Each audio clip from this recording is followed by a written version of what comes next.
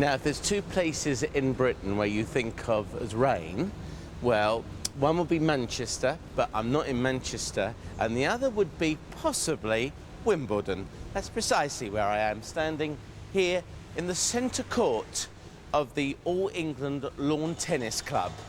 And there's the rain.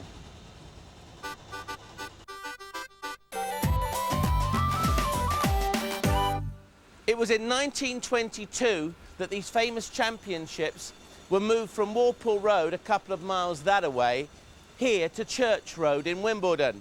Now, when it was being designed, the centre court, they put a piece of paper the size of a farthing. And if you don't know how big a farthing is, it's about that big, right? That big. So that no shadow would fall anywhere here until 7 o'clock in the evening. The turf was originally from the county of Cumberland, beautifully green even now. And on that very first day of those new championships, the 26th of June, 1922, Queen Mary and King George watched no tennis because on that very first day, it rained. Bow to the royal box. You know, when they're not actually playing the championships, Wimbledon still operates as a lawn tennis club. There's over 300 members, but you have to have, you know, you have to be quite good, basically. I mean, I'd never get in. In fact, I find it very difficult to get into Ealing Lawn Tennis Club, Ealing Northern Sports Ground, to be exact. But they do only use the centre court and court number 1 for the championships itself. But if you think you're good enough, then apply now and you could be playing for Wimbledon. But through these doors is where all the most famous tennis players ever have actually walked to meet their match on the centre court. And up there is where all of the broadcasts are done from. You know, dear old Fred Perry, when he used to commentate for the BBC, from all over the world, that's where the broadcasting takes place.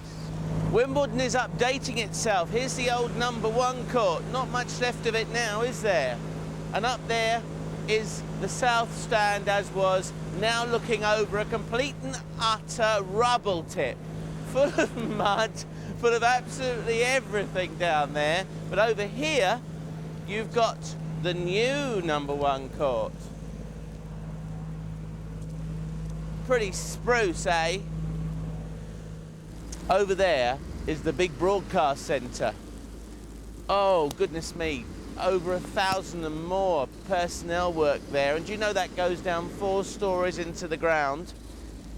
Here are some of the outside courts, and the players are going to have new blocks just there, you know, to get themselves sorted out where the old number 1 court was. And there's going to be an underground tunnel that comes under here and links to the new number 1 court.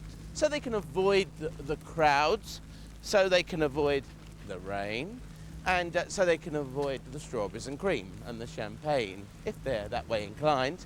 Gotta watch those hips. I've just found a little bit of Wimbledon objet d'art. It's Sunday the 6th of July 1997, intended order of play, and it's the final of the gentlemen's singles between Pete Sampras and a French gentleman called Pioline. But it was in 1997 also, on the 23rd of June, that this new number 1 court was opened. And Tim Henman, the golden boy of British tennis, walked out to play the very first match on the centre court's younger brother or sister. And guess what? That's right, it rained.